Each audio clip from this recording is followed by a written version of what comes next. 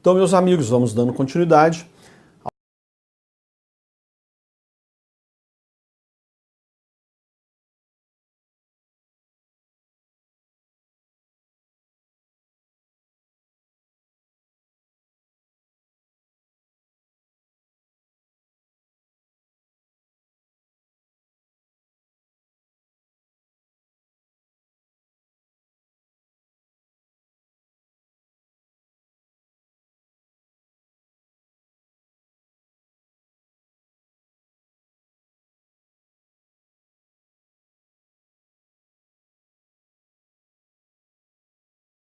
Outro processo vem a ser apresentada de forma documental no processo corrente, no processo destino. Ó.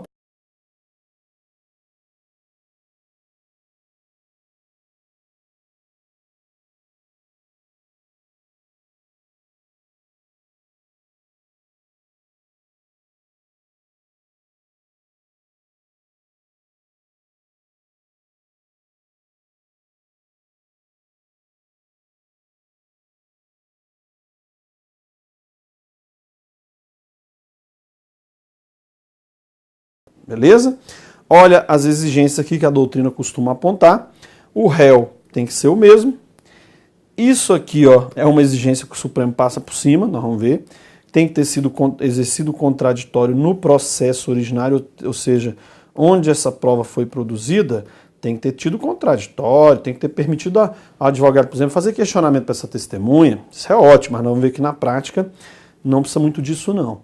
A prova que se pretende emprestar seja lícita, claro, porque são inadmissíveis as provas ilícitas, e a prova verse sobre os mesmos fatos. Esse aqui é uma outra classificação da doutrina, mas às vezes não necessariamente identidade fática, aqui, porque não precisa ser o mesmo crime, porque isso não vai dar teledispendência se for o mesmo fato, mas tem que ser de alguma forma ligado, alguma prova indireta. Então, olha lá uma perguntinha aqui, ó, uma frase. Admite-se no processo penal os elementos informativos produzidos, por exemplo, em inquérito civil, observado o contraditório. No processo penal, você pode juntar as informações que foram produzidas lá no inquérito civil. O inquérito civil, que é o Ministério Público, faz esse inquérito civil para posteriormente ajuizar uma ação civil pública. Então pode ser juntado, uma prova aí dito, você vai pegar um depoimento que foi prestado ali e junta como prova documental, ou quando não muito, junta todo o procedimento lá, o inquérito civil, que não é muito diferente, porque às vezes o inquérito civil é a base, todo ele, para a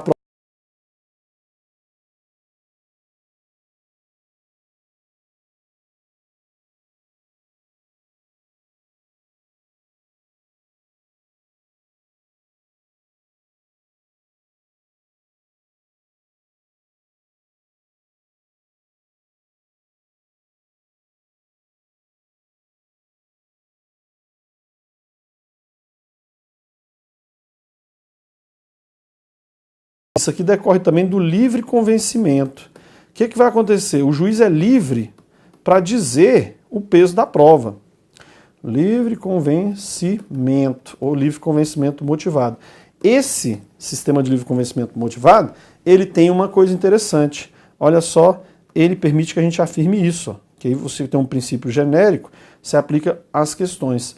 Não há, no processo penal, não há hierarquia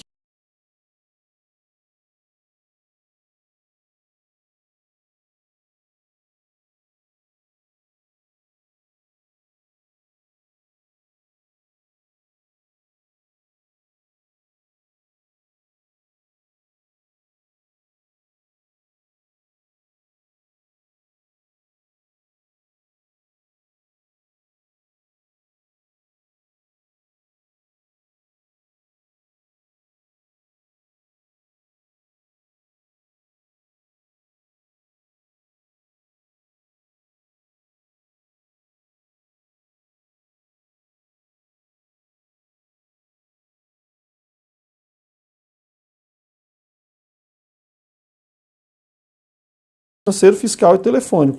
Se tirou o sigilo, quebrou o sigilo, pode ser usada essa prova. Só que olha que interessante. É possível compartilhar as provas escolhidas em sede de quê? Investigação criminal. Opa! Você está pegando um depoimento que foi dado na polícia e está juntando isso num inquérito civil, uma prova documental, ou às vezes num próprio outro processo penal e como prova documental. Só que o que nós vimos agora há pouco? Qual é um requisito que a doutrina entende ser necessário para que tenha essa prova emprestada? Que lá no procedimento originário, ou seja, de onde você está tirando a prova,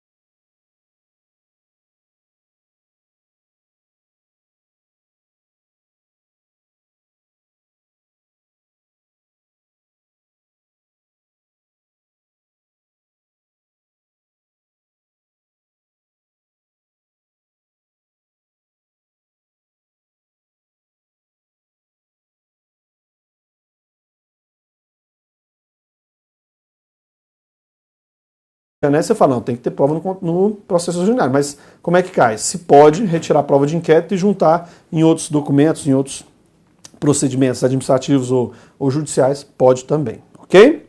Olha ainda aqui que o Supremo, ó. As notícias anônimas, são aquelas notícias crimes anônimas, não autorizam por si sós a propositura da ação penal ou mesmo na fase de investigação preliminar o emprego de métodos invasivos de investigação, como interceptação telefônica ou busca e apreensão. Pô, chegou lá na polícia uma notícia crimes anônima, ninguém se identificou. Aí o promotor já vai oferecer a ação com base nisso, ou o próprio delegado já pede uma interceptação telefônica com base nisso, ou uma busca e apreensão, não dá. Agora, elas podem constituir, essas notícias crimes anônimas, fonte de informação e de provas que não podem simplesmente ser descartadas pelos órgãos do Poder Judiciário. Procedimento a ser adotado pela autoridade policial em caso de denúncia anônima, que é a chamada notícia crimes anônima. É o quê? Vai fazer realizar investigações preliminares para confirmar a credibilidade da denúncia entre aspas aqui, porque é a notícia crimes, sendo confirmado que a denúncia anônima possui uma aparência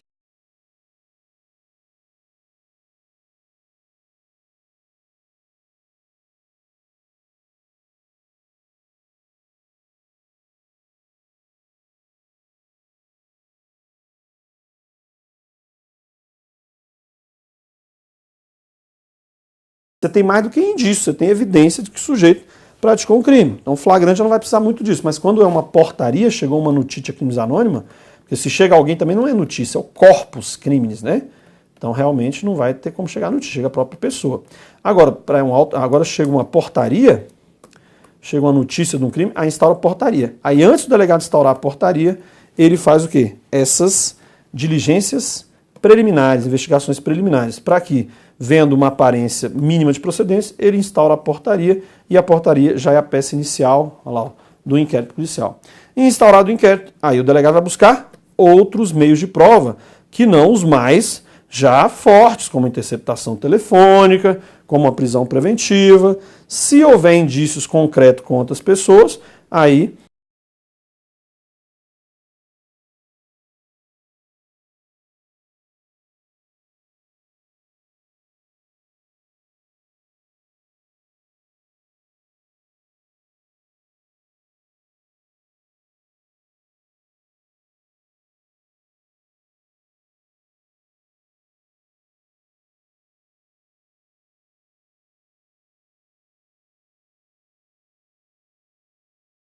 já pediu uma interceptação, que é uma medida extrema, ou mesmo uma prisão preventiva. Então, tranquilo aqui, você vê uma gradação que o tribunal vai fazendo para a atuação da fase policial. Importante esse julgado.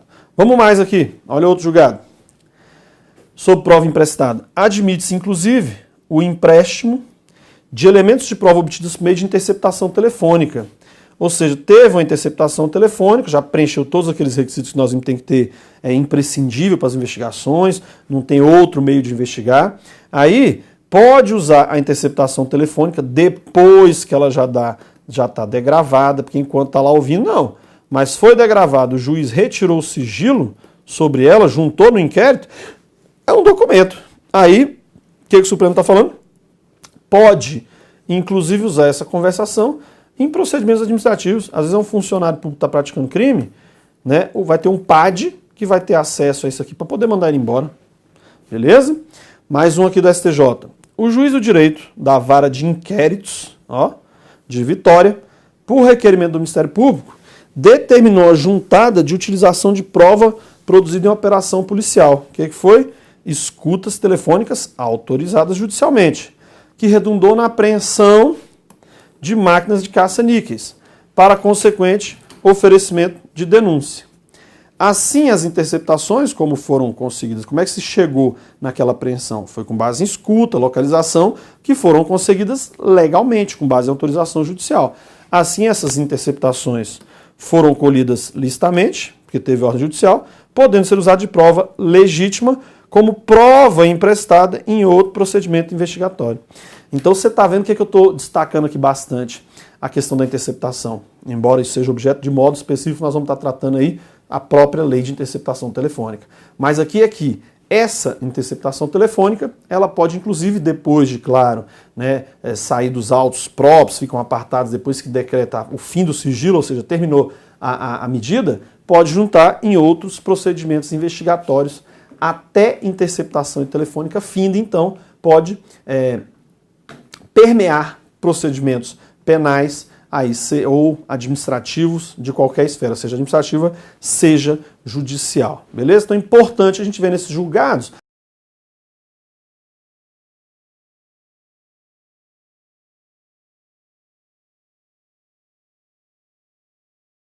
falar isso aqui nós estamos lembrando, então vamos percorrer alguns julgados aí que está, de certa forma, te introduzindo sobre esse tema. Olha lá, olha aqui, chegou lá no Supremo, o ministro Dias Toffoli, olha o que ele disse, ó, alegada nulidade da prova emprestada, quebra de sigilo bancário pela Receita Federal em processo administrativo.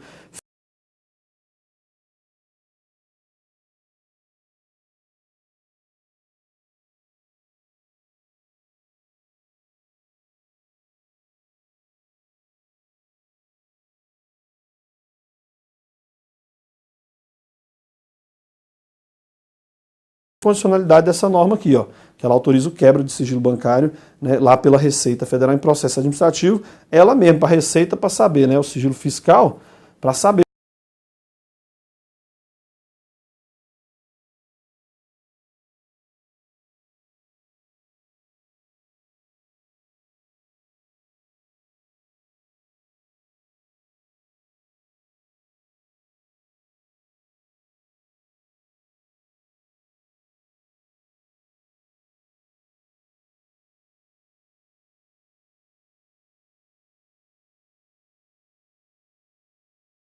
bancário e fiscal pode ser feito diretamente pela Receita Federal.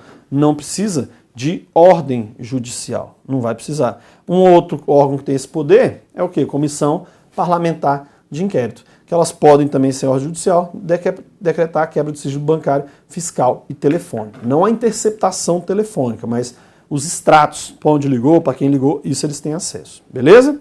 Olha lá mais um julgado, ó. Os dados obtidos pela Receita Federal, com fundamento lá na Lei Complementar 105/2001, mediante requisição direta às instituições bancárias no âmbito do processo administrativo fiscal, ó, sem prévia ordem judicial,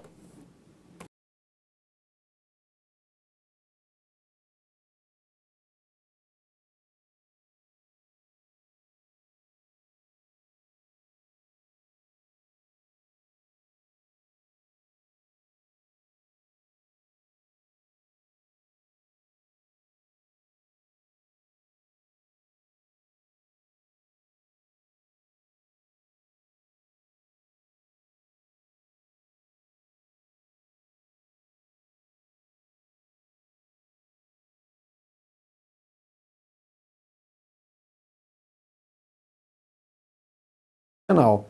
O que é, vamos dizer assim, discutível. Porque, para dar base à ação penal, você vai entrar com a ação, vai oferecer uma denúncia com base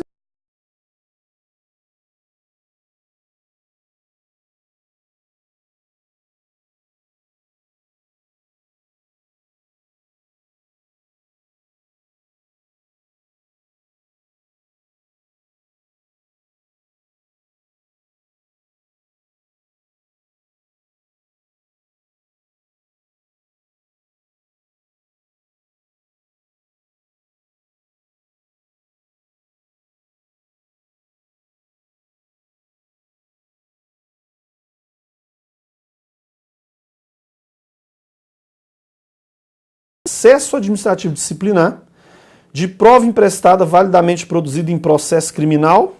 Nós já vimos pelo que já tratamos aí, pode, né? Olha lá, a justiça do STJ do Supremo são firmes no sentido de que é admitida a utilização no processo administrativo, está sendo feito lá no âmbito da administração pública, no âmbito do próprio órgão, né, nas atribuições que lhes são inerentes, é possível utilizar a prova emprestada do inquérito. Nós vimos que o Supremo passou em cima daquela exigência de ter contraditório no processo originário. Por quê? Porque no inquérito não tem contraditório. Então não precisa contraditório no procedimento originário. É isso aí que você tem que concluir quando fala que pode pegar a prova do inquérito policial. Ok? Prova emprestada do inquérito ou do processo, tudo bem, que no processo já tem contraditório. Agora, para isso, olha lá, ó, tem que ser autorizada pelo juiz criminal e respeitados o contraditório e a ampla defesa. Então tá lá, assim como a questão do sigilo bancário e fiscal feito pela Receita, como não há ordem judicial, não vai poder simplesmente juntar isso aí, a não ser que o Ministério Público peça uma autorização judicial para abrir esse sigilo para além do procedimento administrativo fiscal, né, e lá tramitando perante a Receita. Ok? Olha lá, admite-se o uso de prova emprestada entre processos envolvendo partes diferentes, porque nós vimos que a doutrina fala que tem que ser o quê? A mesma parte. A mesma parte. Mas vamos ver aqui o STJ. Olha lá. É admissível, assegurado o contraditório, prova emprestada de processo do qual não participaram as partes do processo para o qual a prova será trasladada. Então, já fazendo cair por terra também a exigência doutrinária de ser as mesmas partes. Olha lá. A grande valia da prova emprestada reside na economia processual que proporciona, tendo em vista que se evita a repetição desnecessária da produção de prova de idêntico conteúdo. Igualmente, a economia processual decorrente da utilização de prova emprestada importa e incrementa aumento de eficiência, na medida em que garante a obtenção do mesmo resultado útil em menor período de tempo, em consonância com a garantia constitucional da duração razoável do processo, que é até um princípio constitucional.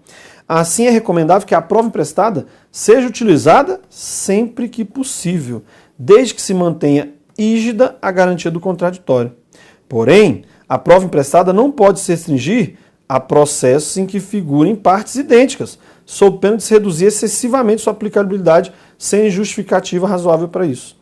Então, tem que assegurar às partes o contraditório sobre a prova, direito de se insurgir contra a prova e de refutá-la adequadamente, mas garantindo esse direito, o empréstimo vai ser válido. Então, aí você vê que o STJ aí rasgando, ó, vamos dizer assim, elogios à prova emprestada e destacando a utilidade da prova emprestada, que vai evitar que ouça as pessoas todas de novo sobre aquele fato ou fato, né, relacionado, e dispensa que sejam as partes as mesmas. Então, aquele conceito da doutrina, tem que ter prova emprestada? Pode, tem que ser a mesma parte.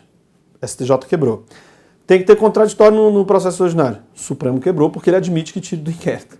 Tá vendo? Então, já não precisa contraditório no processo originário. O que vai manter? Juntou no processo de destino, ali franqueia o contraditório. Estamos caminhando para isso, ok?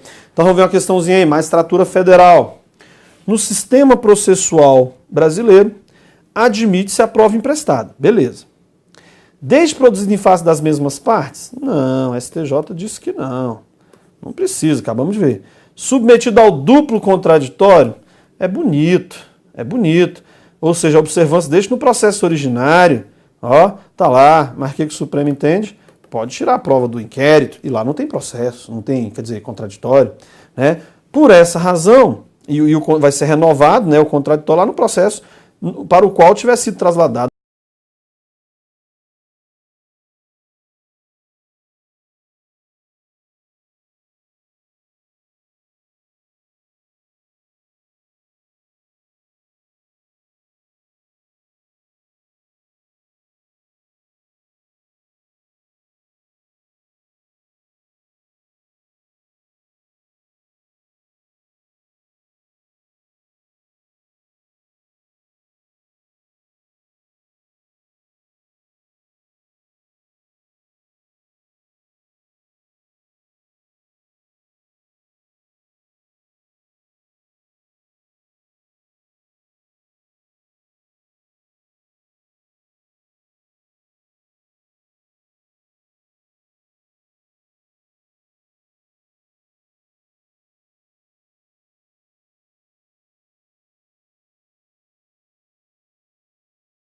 contraditório no processo ordinário, mas o Supremo admite que tire do inquérito. Beleza, inquérito civil, lá sim tem a possibilidade de se manifestar, ok? E é admitida a transição das interceptações telefônicas, sim, autorizadas em ação penal diversa. Nós vimos que pode usar isso, se o Supremo entende que pode pegar a interceptação telefônica até para procedimento administrativo, quanto mais para uma ação penal em curso, ok? Então, beleza. Olha lá, questãozinha. A prova emprestada, quando obedecidos os requisitos legais, tem sua condição de prova perfeitamente aceita no processo penal. Perfeito. No entanto, ela não tem o mesmo valor probatório da prova originalmente produzida. Aqui, quem vai dizer é quem é o juiz. Nós já vimos nessa questãozinha lá. É o juiz que vai atribuir o peso da prova. Então, não há hierarquia. Não há hierarquia entre as provas. Isso quem diz é o juiz, seja ela de que natureza for. Não tem hierarquia entre as provas. Nem a prova pericial, o juiz pode rejeitar um laudo pericial no todo ou em parte. E isso de não ter hierarquia entre as provas, em face de um sistema de apreciação das provas, que é o sistema do livre convencimento, ou livre convencimento motivado, ou também chamado de persuasão racional, que é a regra no nosso direito. Inclusive, vamos colocar aí, põe esse teminha aí pra gente. Olha lá, põe aí na tela, sistema de apreciação das provas, está lá, ó. Cai muito, ó, sistema de apreciação das provas. A regra no nosso direito é esse aqui, ó. Número 1, sistema do convencimento, convencimento motivado, persuasão racional, ou sistema de certeza moral do julgador. Isso é a regra no nosso sistema. Mas aqui também há sistema de prova legal tarifada. Aqui vai ser, nesse sistema de prova legal tarifada, isso vem muito da Idade Média, que lá o legislador, que em regra era um padre, ele é que já dizia qual era a prova necessária e o peso dessa prova. Isso tem também no nosso direito, em caráter excepcional, mas nós vamos falar. E o sistema da íntima convicção do magistrado é que o magistrado condena ou absolve e não diz o porquê. Isso vai acontecer no nosso sistema?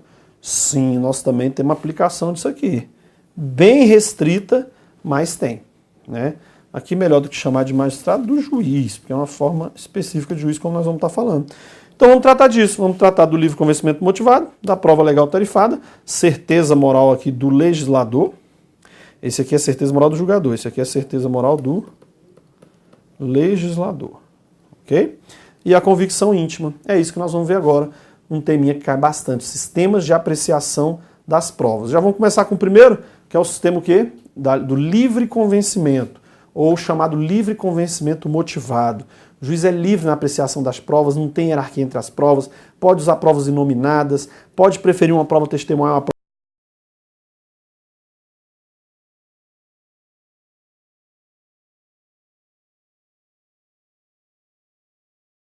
Sistema do convencimento motivado, persuasão racional do juiz. É a regra no nosso ordenamento jurídico. Olha aqui algumas passagens. Ó. Todos os julgamentos do Poder Judiciário serão públicos e, olha a base, fundamentadas as decisões, sob pena de nulidade. Ok? Então tá lá, as decisões têm que ser fundamentadas, livre convencimento motivado. A outro, o juiz formará, aqui ó, o 93 não da Constituição, vamos ver o CPP aqui, ó. O juiz formará sua convicção pela livre apreciação da prova produzida em contraditório judicial, ou seja, feito lá na fase judicial. Beleza.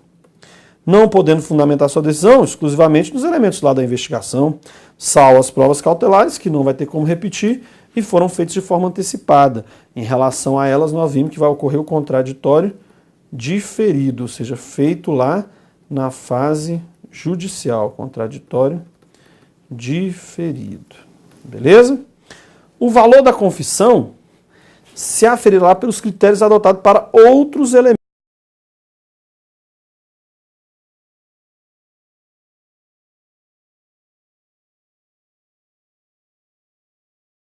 Pode condenar alguém só com base na confissão.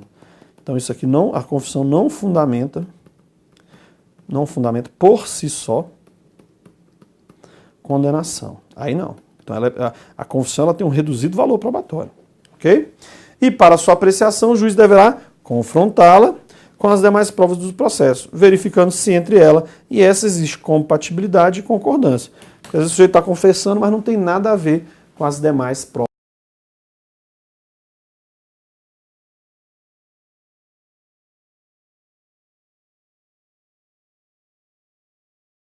Julgador.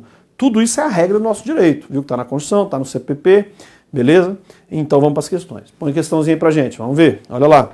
O Código de Processo Penal não admite, nem mesmo excepcionalmente, a prova emprestada como sistema de apreciação da prova. Falso. Nós vimos que aqueles 3 sistemas, o primeiro, livre convencimento, é a regra. Mas nós vamos ver que tem, ele não é o único, vai ter a prova legal tarifada e vai ter a convicção.